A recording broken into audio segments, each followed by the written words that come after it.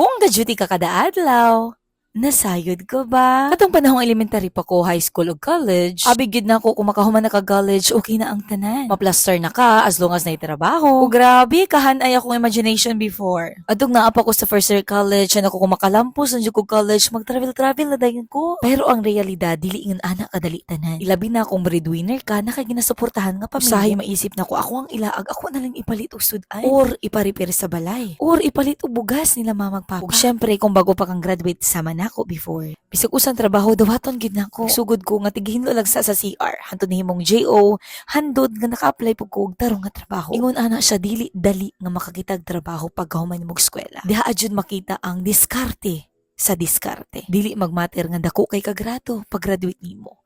Magmater ang imong pagdiskarte, unsaon na nimo, unsaon ba nimo para di ka magtambay, unsaon ba nimo pag-survive, unsaon nimo pagkabot imong mga pangandoy. Ginahang